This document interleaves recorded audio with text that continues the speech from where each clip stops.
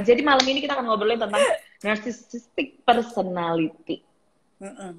Apa sih sebenarnya yang dikenal orang-orang pada tahu adalah NPD, PDA, NPD. PDA beda lagi. Beda ya. PDA beda lagi, NPD beda lagi. Oke, sekarang pas banget nih. Zoya, babe.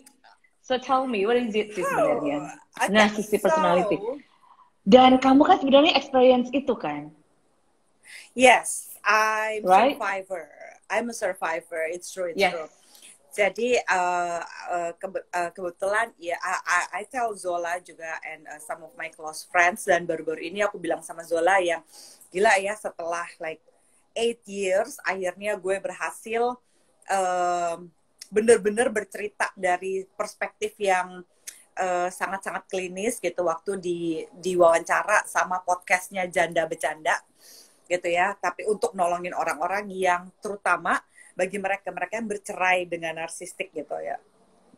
My ex-husband's not narcissistic, one of my ex-boyfriend like narcissistic, dan keluar dari narcissistic personality disorder itu jadi gini, selama gue jadi psikolog dan belajar psikologi, narsistik itu sebenarnya adalah sesuatu yang gue pelajari ya Zi, itu as if adalah sebuah ya tulisan gitu ya. Ini adalah sebuah gangguan kepribadian narsistik gitu ya. Jadi narsistik tidak seperti yang dibilang oleh kebanyakan orang gitu, di mana foto-foto gitu ya. Foto narsis gitu. No, it's not like that gitu. Narcissistic personality disorder adalah individu ya yang sebenarnya masih punya kemampuan kognitif, tapi ini adalah gangguan kepribadian di mana si individu ini sangat-sangat memusatkan segala sesuatu itu pada dirinya gitu. Jadi dia itu sangat-sangat everything is about himself or herself. Jadi dia itu adalah orang-orang yang memiliki konsep atau dunia bahwa ya dia itu harus diagungkan, dia paling hebat. Jadi misalnya dia itu punya kehebatan di pekerjaannya itu misalnya levelnya 5, tapi dia selalu berhasil mempersepsikan kepada banyak orang bahwa dia itu ada di level let's say 8, 7, 8 gitu. Gitu. Nah, narsistik itu udah masuk di dalam buku suci kami, gitu. This is our holy book, ya. Buku suci ini, Diagnostic Statistical Manual for Mental Disorder, adalah semua gangguan-gangguan psikiatri dan psikologis, gitu ya, di dunia. Jadi apapun diagnosanya, kalau misalnya ada pertanyaan menyimpang nggak sih, gitu, itu segala macam yang disebut sebagai penyimpangan atau apa itu kita bisa dapat di buku ini. Dan di sini si narsistik ini juga termasuk salah satunya sih gitu. Jadi ini adalah orang-orang yang, dan di antara semua gangguan kepribadian ya, mungkin ada yang pernah dengar tentang kepribadian yang split lah, yang pisah lah, atau skizofrenia atau apalah gitu ya, gangguan-gangguan kepribadian lainnya. Kepribadian ganda lah, bla bla bla. Ini adalah satu-satunya gangguan kepribadian yang nggak bisa disembuhin. Yes. Dan itu borderline psikopat dan sosiopat, right? Jadi itu wah ini lebih parah. Jadi kayak kalau misalnya kayak gangguan kepribadian antisosial personality disorder itu masih bisa ini sedikit ya gitu. Antisosial itu masih ada kayak ada obatnya kalau misalnya kayak masih bisa ada penanganan seperti itu. Tapi ini nggak bisa disembuhkan. Kenapa? Karena seorang yang narsistik gitu, yang akut, sangat percaya bahwa dia paling benar. Jadi dan dia nggak, iya benar. Ya. Jadi kalau misalnya ada bipolar gitu ya, bipolar itu yang punya dua kutub kepribadian, dia either manic atau depresif gitu kan. Dia harus minum obat, kalau misalnya dia taat minum obatnya masih oke. Mungkin bagi Z-Friends yang sering ngeliat ya, aku baru live gitu sama bipolar care gitu ya, tentang gangguan hiperseksual yang terjadi pada orang-orang yang bipolar kan pada saat dia sedang manik. Nah, kalau bipolar atau misalnya borderline gitu ya, antisocial personality disorder, itu ada jawabannya, ada terapi-terapinya, dan relatively mereka-mereka yang mengikuti terapi psikiatri ya, meminum obat-obatan psikofarmakologi gitu ya, atau terapi psikiatri gitu, itu masih bisa hidup normal, ya, bisa terkontrol. Tapi kalau kita udah ngomongin narsistik, oh my God, karena dia selalu merasa paling benar. Kalau lo misalnya ajak seorang narsistik ini untuk pergi berkonsultasi, ya, dia bisa merubah ruangan konseling, dinamika konseling jadi tempat penghakiman. Dan biasanya baik laki-laki ataupun perempuan yang narcissistic personality disorder, mereka sangat-sangat jago untuk membuat kamu merasa not good enough.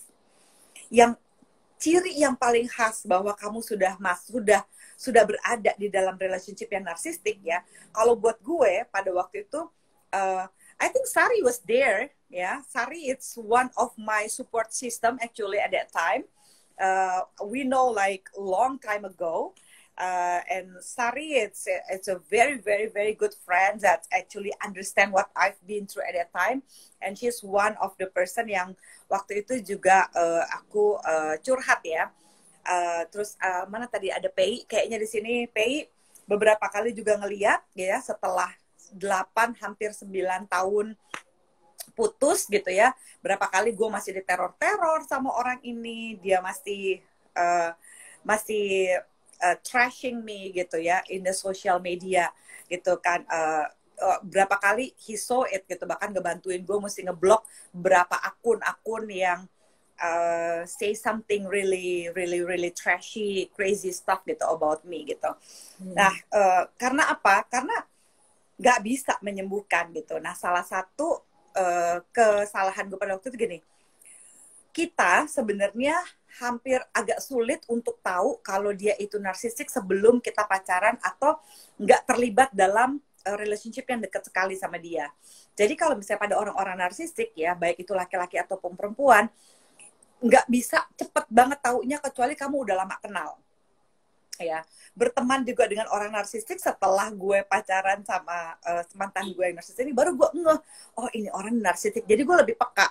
Sebelumnya itu semuanya gue coba baca di buku ini gitu, like, there's such thing as narcissistic personality disorder, you know.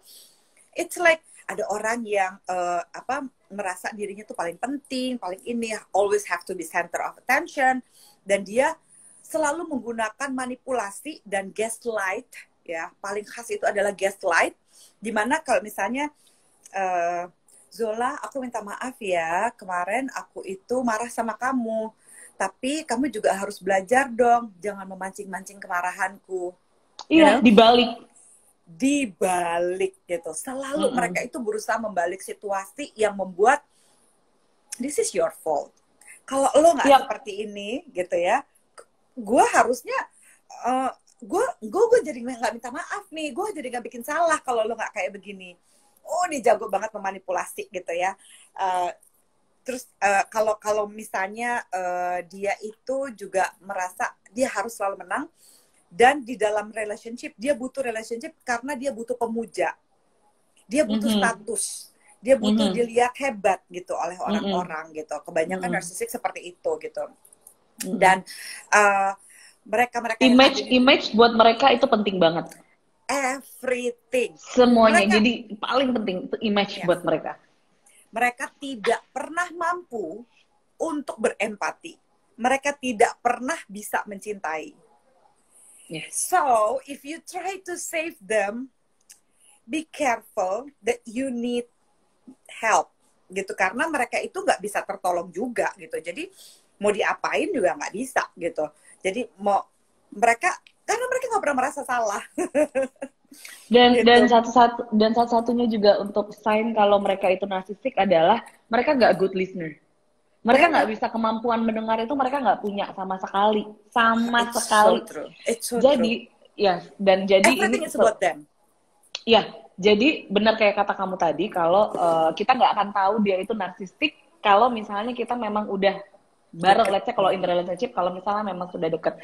Dan itu kejadian pertama kali selama aku di bisnis in love industry, ya.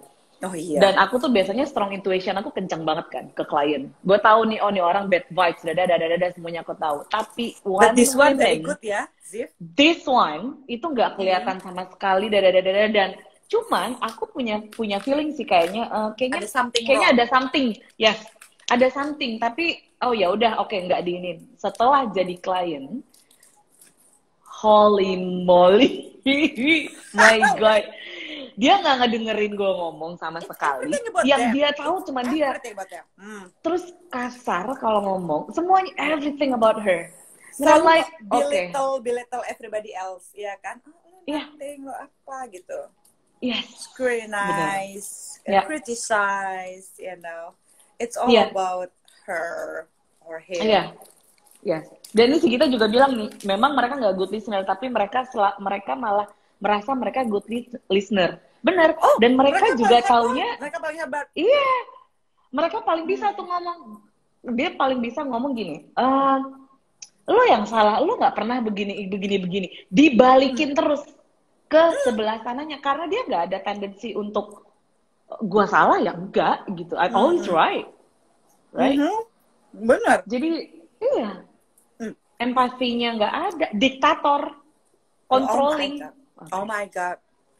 Nah, gue bacain ya dari DSM. Oke. Thank you. Narcissistic personality disorder, pervasive pattern of grandiosity in fantasy or behavior, need for admiration, and lack of empathy, beginning by early adulthood and present in a variety context of indicated by 5 or more by the following. Has a grandiose sense of self-importance. Gue ini penting banget. Gue tuh orang paling hebat. Kalau nggak ada gue nggak bisa apa-apa dunia persilatan ini. Di kantor, di mana-mana. Selalu gue.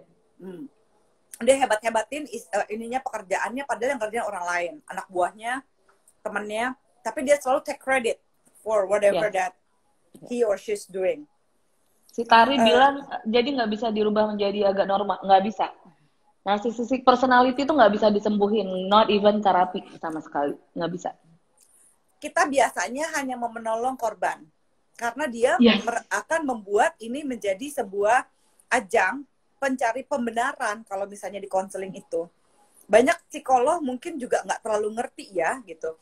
Beneran nih, bukannya aku mau menghina, tapi beberapa kali ketika udah ngomongin narsistik, banyak orang bilang, oh enggak kok, dia nampakin, dan banyak narsisiknya pinter, ya, dan sampai S3, S3, dan punya kredibilitas yang cukup tinggi di masyarakat. Tapi kalau kredibilitasnya cuma 7, dia selalu bilangnya, gue tuh 10, you know.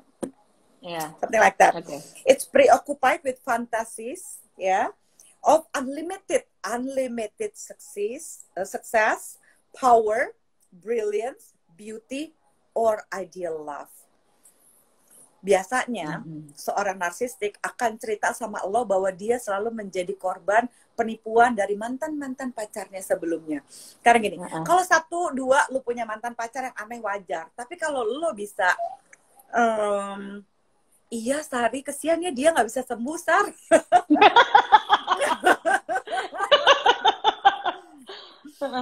Psikolog bisa termanipulasi. Oh, saya pernah menjadi korbannya. Ya, 8 tahun lalu gitu saya pacaran, saya nggak tahu. Saya pikir this person is brilliant, it's cool gitu ya.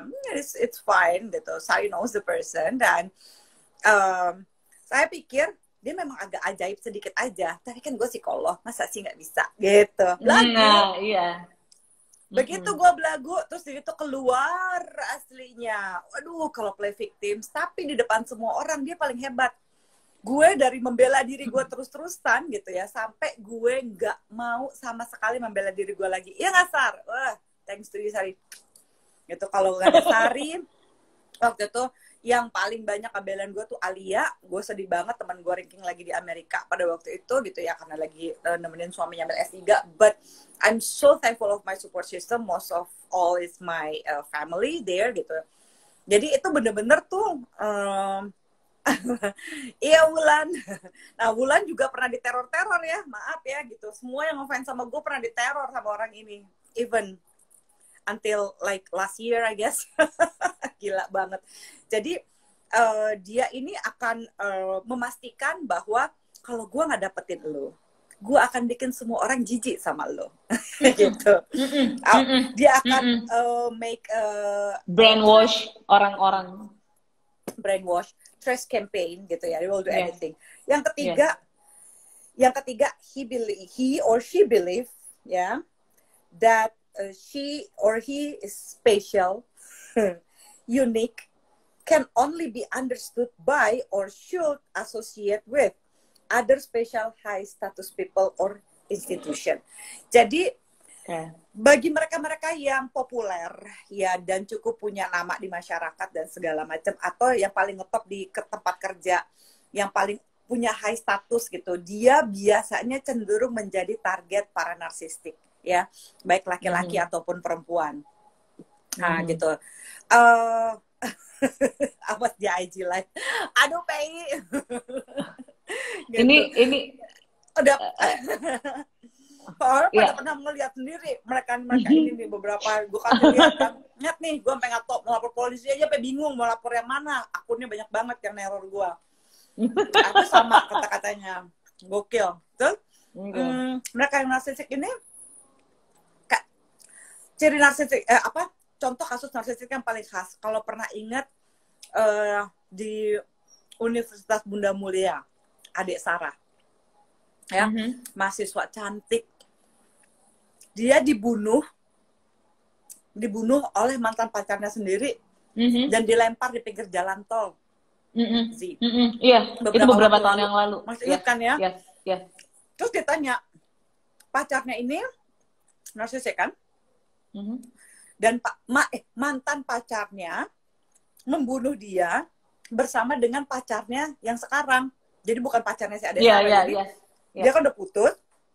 Terus si cowok ini udah punya cewek lain, ya kan? Udah pacaran duluan gitu kan ya. Terus dia for some reason dia menciptakan manipulasi di mana si ceweknya ini yang sekarang dibikin bersaing sama si mantannya. Ya. Jadi seperti juga waktu gue lagi pacaran sama si narsistik ini, dia selalu bilang gini, misalnya gitu ya, lu kenal Zola nggak? Gila, lo Zola tuh lebih cantik dari lo, Sari itu lebih smart dari lo, ini tuh lebih smart. Jadi dia selalu menciptakan suasana kompetitif, like every single time gitu. Nah sayangnya gue kan PD-nya 500 juta ya Zi, so pertamanya gue nggak sadar bahwa itu adalah sebuah kompetisi gitu.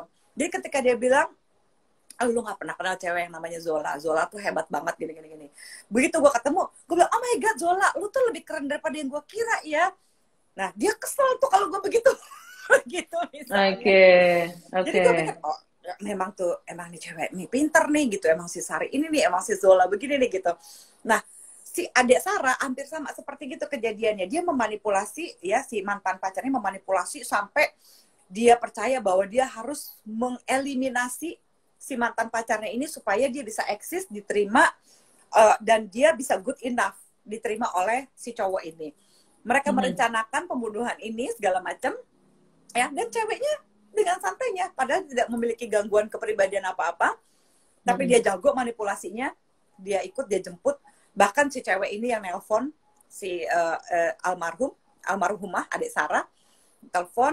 Terus dia mau ketemuan, dia pikir membahas apa, ada penting banget yang saya harus bahas nih gitu kan, tentang mantan pacar kamu. Terus terjadi pembunuhan di pinggir jalan ya, di pinggir jalan tol dia buang. Terus abis itu masih nggak ketahuan siapa pembunuhnya, dia pergi, tetap melihat mayatnya Ade Sarah pas lagi mau dikuburkan setelah abis di otopsi dan segala macem, kayak nggak ada rasa bersalah ya, berdua dengan pacarnya. Pas di polisi ditanya, kenapa kamu bunuh dia? Ya karena saya kesel. Kan dulu kita putus karena beda agama.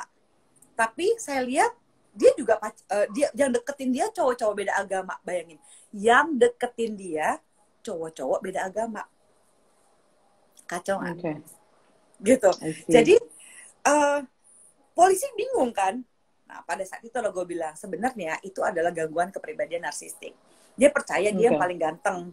Jadi meskipun udah bukan pacar, kenapa dia masih mesti mengusik-musik kayak gitu-gitu lagi gitu loh. So that's very typical narcissistic. Satu lagi, ada dua lagi ya. Yang keempat, requires excessive admiration.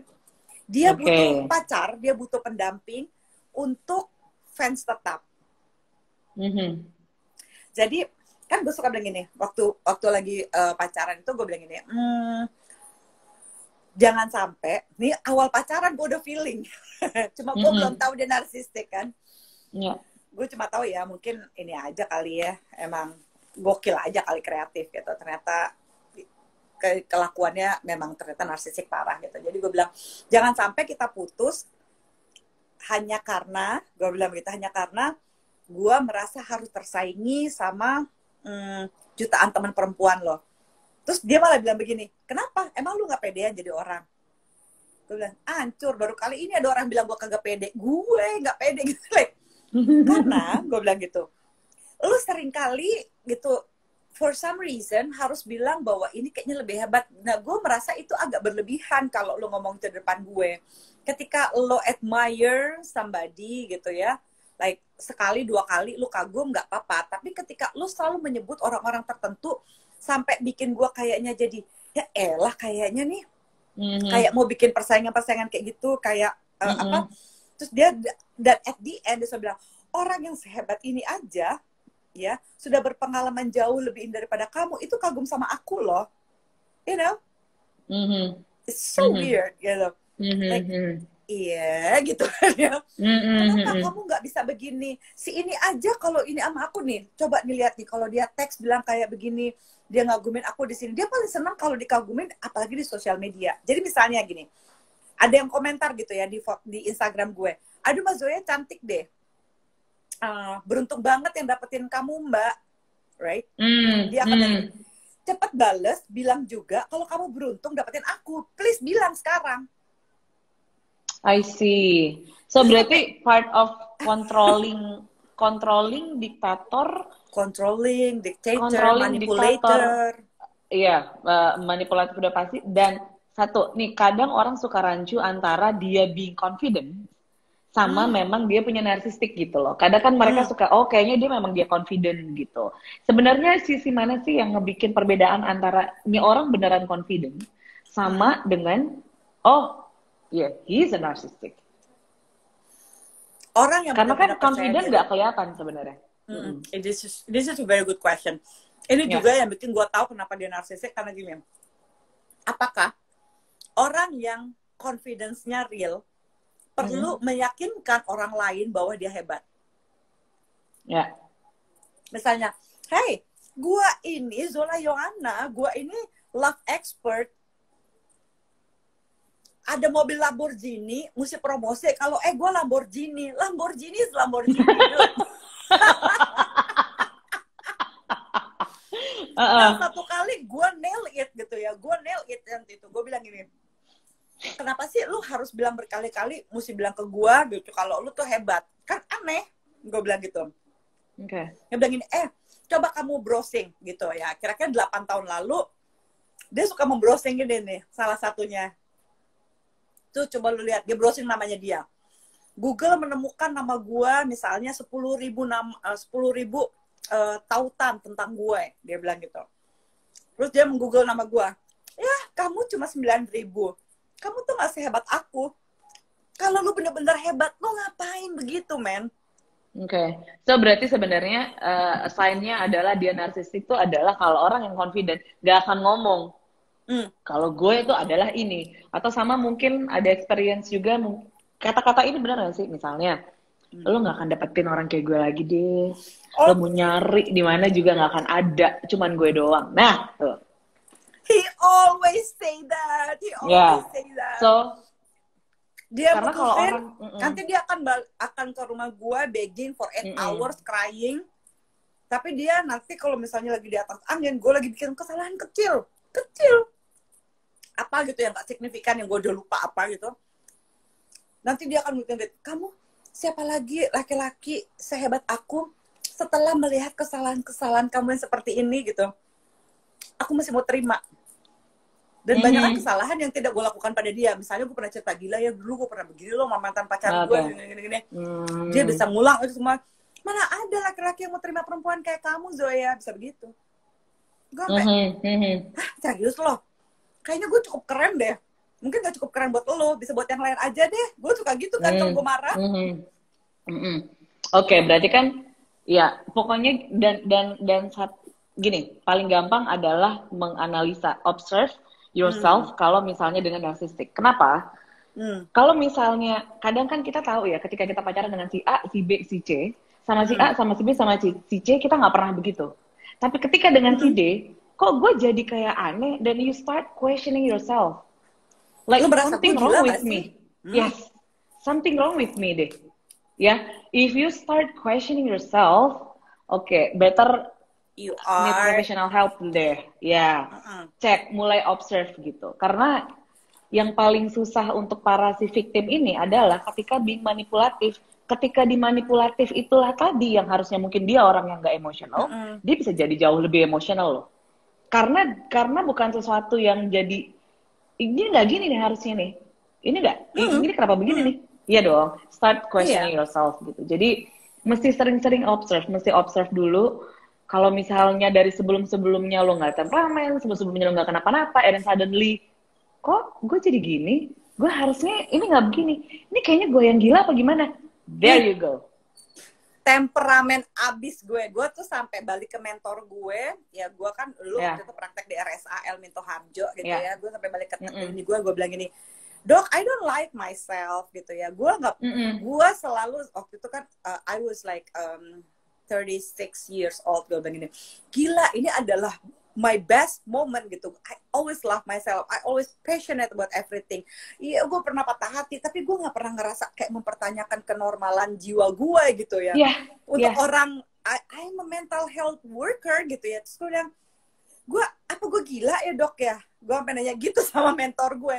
Mentor gue bilang gini, no you're not. Karena dia kan tahu gue dari gue masih S2, gue belum lulus gitu ya. Gue tau lah perjalanan hidup gue. Jadi bilang gini, no, this is not you gitu ya, sampai must be ada something gitu. Terus ini lagi nih, narcissistic itu has sense of entitlement, unreasonable expectation of especially favorable treatment, automatic compliance with his or her expectations. Jadi kalau dia maunya segitu, jadi satu kali gue ingat dia pernah bilang begini, gue gitu ya, udah bikin segini banyak buat lo, harusnya lo tuh nurut aja sama gue. Terus, wow, gue langsung, what? Gue udah begini terus lu giniin gue gitu. Kok bisa begini ya gitu? Nah, biasanya interpersonally exploitative, takes advantage of other to achieve his or her own ends. 7, again, lack of empathy, is unwilling to recognize or identify with the feelings and needs of others. 9, 8,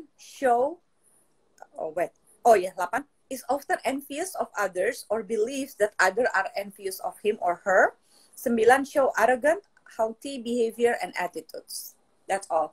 Kalau misalnya kamu memiliki at least 5 dari 9 karakter ini, gitu ya, atau kamu memiliki pasangan, fix dia narsistik dan you need help. Udah pasti deh. Nah, kalau misalnya kita pacaran dengan si narsistik, ini ada yang nanya kan, kalau pasangan kita seperti ini, apakah sebaiknya pisah? Karena udah nggak bisa disembuhin nih, atau gimana? Nah,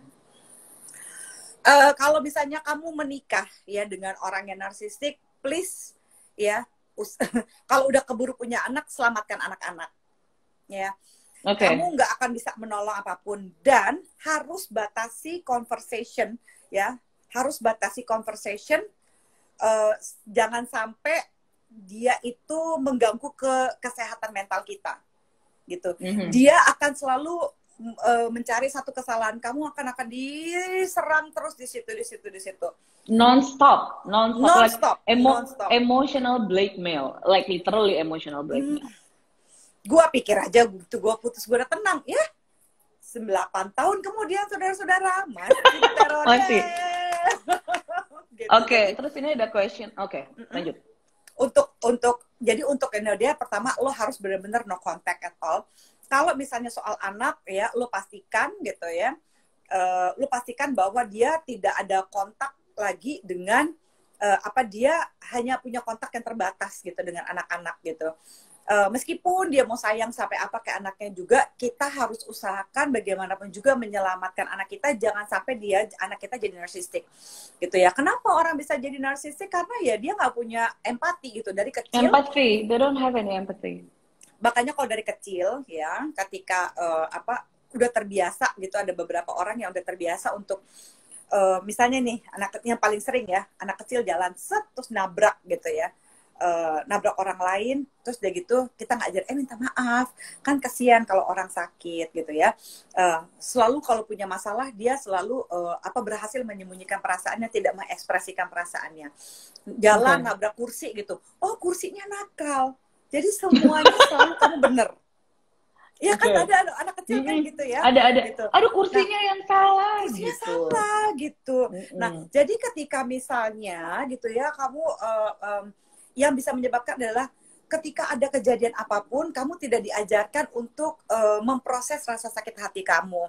Kamu tidak diajarkan untuk menerima bahwa kalau kamu salah, jangan cari jalan keluar dengan nyembunyiin rasa bersalah itu, tapi minta maaf gitu ya. Memang malu kalau bikin salah, tapi it's okay untuk minta maaf. Diajari untuk berempati sama orang.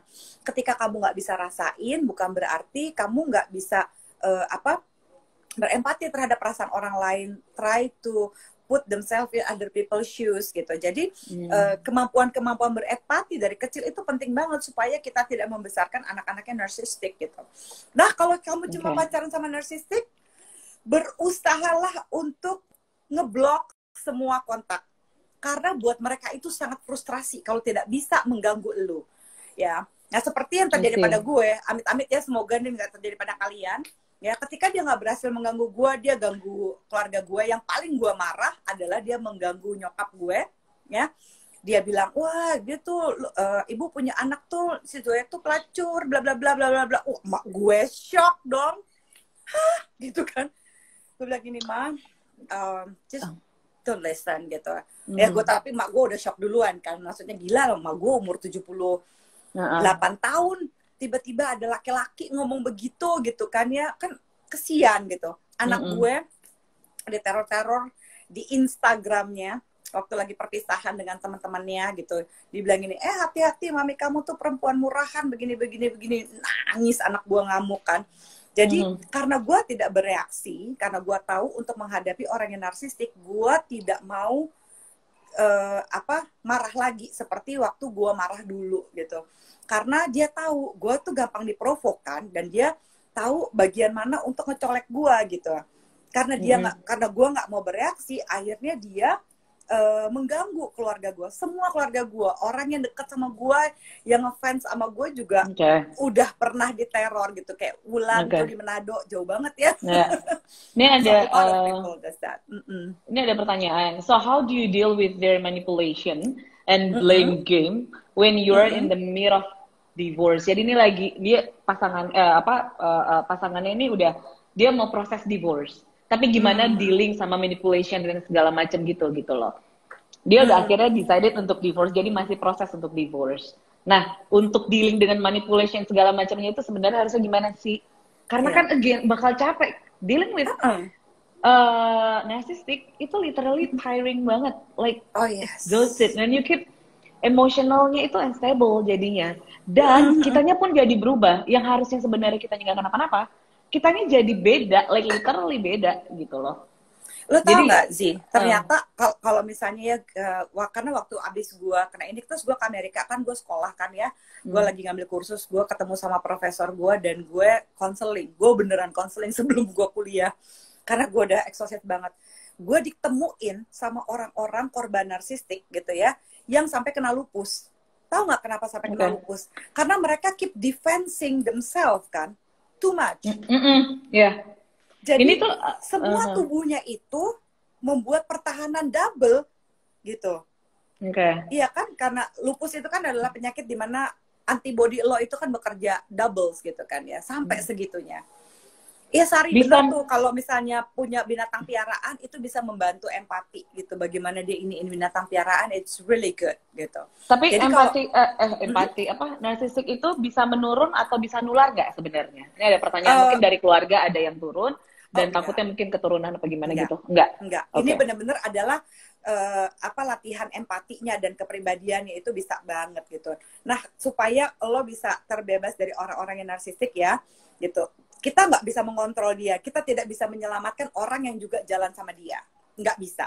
Jadi yang harus lo lakukan satu adalah selain lo lose kontak kalau lo nggak ada anak, semoga ya gitu, nggak ada anak, nggak ada ini apa-apa lagi gitu. Yang paling ngeri adalah bisnis kan, gitu. Kadang-kadang kan dia bisa chaos gitu semua orang gitu. Lu memprotek diri lu dengan cara lu tidak menjawab atau ngomentarin apapun tentang dia, ya, at all. Terus kalau dia harus berusaha mengontak lu karena ada urusan apa gitu ya, misalnya kayak mungkin lu ada anak atau lu masih di teror-teror gitu ya. Satu, hold your ground, hold your fact. Selalu katakan pada diri lo bahwa kenyataan yang dia coba kasih tahu bukanlah kenyataan yang sebenarnya. Lu mesti tahu your ground. Misalnya ya, no, gue percaya gitu ya, I have kindness, gue punya kebaikan yang akan ditawarkan gitu ya. Gue tidak seperti yang dia katakan. Kalau misalnya dia akan mencoba memprovok lu kan, kayak misalnya si mantan gue ini bilang gini, oh lah dasar lo perempuan pelacur lo, gini, sosok jadi seksolog aja bla bla bla. Enggak. Kalaupun gue slut, I think I'm an ethical slut gitu. Jadi gue harus ethical slut. I love that. Gitu. Tapi kan sebenarnya nggak gampang juga gitu loh, karena kan mereka tuh selalu emosional dan kitanya pun juga ke-trigger gitu loh. Even we trying to ground it. Iya, dia tahu where to push your button, like. Right. Okay. So berarti sebenarnya memang dealingnya jadinya literally cuek aja udah gitu. Sama lo harus punya support system yang kuat sih. Lo mesti ada orang yang tahu gitu, dan lo harus pergi berkonsultasi, nggak bisa enggak, please save yourself gitu. Gue salah satu yang luar biasa, untungnya gue psikolog, gue cepet banget langsung minta bantuan gitu. Gue langsung ke mentor gue gitu ya, karena mentor gue tahu gue kan, karena gue udah merasa kok gue begini amat sih, gue nggak pernah begini loh seumur hidup gue nggak pernah merasa kayak gini, gue nggak pernah merasa gila. I never ever question my sanity. Sampai gitu kan, wah gue dibilang gue mau bunuh diri pas segala macam. Gue pada saat itu sampai pengen mati, tapi gue nggak berani bunuh diri. Gue nggak pernah punya kepikiran bunuh diri. Gue cuma pengen matinya tuh gini, Tuhan boleh nggak sih gue angkat aja nyawa gue sekarang, gue capek banget nih gitu. Dan dia selalu bilang ke semua orang, bahkan dia mempublish di sosial media pada saat itu bahwa gue pengen bunuh diri gitu. Sampai dan berhentilah untuk menjelaskan pada semua orang apa yang dia, jadi gini, yang paling menarik dari mereka itu akan suka menyerang lo dan berharap lo akan mengcounter serangan mereka. Begitu lo stop mengcounter, dia kan mati gaya tuh. Biasanya dia akan beli setan gitu. Nah itu tapi kan yang kadang nggak gampang. Tapi kan yang pas saat itunya yang nggak gampang kan gitu loh. Nah apalagi kalau misalnya memang ternyata yang narsistik itu adalah keluarga kita sendiri. Ini kan ada pertanyaan nih, gimana kalau misalnya ternyata narsistik itu keluarga dekat sendiri gitu loh. Nah itu kan juga apalagi keluarga ya, kadang-kadang dealing dengan keluarga dan dealing dengan partner itu tiringnya lebih tiring dengan partner loh, compare to keluarga gitu loh. Nah apakah dengan pasangan yang narsistik dan kita realize kalau itu narsistik, harusnya putus dong, right? Iya. Nggak ada jalan lain selain nggak ada jalan putus. lain. Break up, please. Hai Kang Asep. Kalau nggak pasti bakal susah. Jadinya ceritanya sendiri yang emosionalnya akan unstable, definitely. you know. Jadi kalau misalnya lo ibu lo atau bapak lo itu narsistik gitu ya, pertama gue sih berharap lo punya kemandirian finansial untuk nggak tinggal bareng dengan mereka lagi gitu ya. Dan pada saat hari raya biasanya adalah momen yang paling indah, mereka suka mengkritik lo gitu, misalnya kamu kok gendut banget sih kayak begini, kamu kenapa nggak ada begini, never good enough for them gitu ya. Tapi sekali lagi ingatkan diri lo, hold your ground. Gue tahu akan lebih susah karena lu grow up sama orang tua yang narsistik dan lu nggak pernah merasa jadi anak yang cukup baik buat mereka. Biasanya mereka akan selalu membandingkan lo gitu ya, dan mereka butuh lu untuk membuat mereka tuh merasa lebih baik gitu ya, menjadi bapak yang lebih baik, menjadi ibu yang lebih baik. Dia akan mengcriticize every single decision that you make. Dan kalau bisa, misalnya waktu perkawinan, lu ulang tahun, it's everything about them. Jadi tentang, aduh kamu ulang tahun yang begini, kalau enggak kan mama malu, papa malu dong kalau sampai kamu sampai begini. Itu sampai begitu amat dia gitu. I remember one of my birthday juga di change gitu ya sama mantan gue itu. Menjadilah kenapa tiba-tiba dia ngundang teman-temannya dia, teman-teman gue hampir nggak ada gitu, last minute ngundang dan sebagainya. Sampai segitu amat. Jadi kalau lu punya orang tua yang narsistik, usahakan untuk dia itu lu minimal kontak. Ketika dia memprovok lu dengan cara seperti itu, don't say anything. Ingatkan diri lo bahwa, hey, that's not the fact. And that's not the truth. Dan satu lagi, mungkin paling gampang itu adalah untuk control your emotion with, nggak gampang, this is not easy, I know. Tapi yang paling ketika dipengaruhi lagi dengan si narsistik ini, paling gampang tuh adalah, you know, this is not about you, it's about them. Jadi yeah, it's always about them. The problem is in them, not with you. Jadi ibaratnya kalau orang-orang biasa selalu bilang dengan bahasa-bahasa bercandaan gitu kan ya, yang waras yang ngalah, yang waras ya diem, bener dong. Jadi buat yang mereka dealing dengan narsistic person, tapi nggak apa-apa, nggak gampang. Makanya kebanyakan terapis itu mereka malah dealing dengan victimnya dan survivor kayak dirimu nih misalnya gitu ya. Itu kan gak gampang dan it takes a lot of, you know, effort, emotion, up and down segala macam gitu. Jadi gangguin gue it's one thing, tapi dia gangguin the whole family loh, my whole family. Jadi kalau misalnya you're in relationship with narcissistic, kalau misalnya memang you can realize sebelum 2 tahun, itu harus keluar dari sebelum take action. Tapi kalau misalnya ternyata udah lebih dari 2 tahun, itu bisa, tapi memang butuh, lebih susah lagi. Karena buat dealing with unhealthy relationship itu harusnya di bawah 2 tahun. Tapi kalau sudah di atas 2 tahun, itu kitanya yang akan ke bawah sebenarnya juga. Gitu. Jadi kalau misalnya ada yang mau preventif misalnya ya, kalau buat yang pacar nih, kalau orang tua ya susah ya, gimana ya. Jangan kasih panggung, bener Bulan. Gue selalu bilang, jangan disautin. Karena semakin disautin, dia merasa eksis. Ketika nggak dikasih panggung, di blok langsung, dia tuh mati gaya. Stres dia, kayak ikan nggak bisa dapat air gitu. Nah, salah satu ciri khas pertama kali seorang narsistik itu adalah dia memberikan lu love bomb. Zola, you know what? You are the most beautiful person in the world. Lu baru ketemu 5 jam, udah begitu. Ini nih ada 2 minute reminding. Kita nanti putus, kita akan join lagi ya. Karena nyambung, ini kita akan nyambung lagi. Jadi kalau misalnya nanti keputus, belum selesai, nanti silakan join lagi aja. Kita tetap lanjut terus kok. Oke, terus lanjut. Gitu. Udah banyak banget ternyata yang pernah ini sama narsistik ya, Saramita, Enhida. Nah, makanya jadi it's good to share kan. You are awesome, survivor. Sudah 7 tahun, wow. Iya, makanya nih, tadi aja tuh DM ke gue tuh banyak banget nih, dia ini nggak ini nenek-nenek gitu. So makanya, dan ada beberapa yang udah join. Jadi makanya buat yang mau blok ya.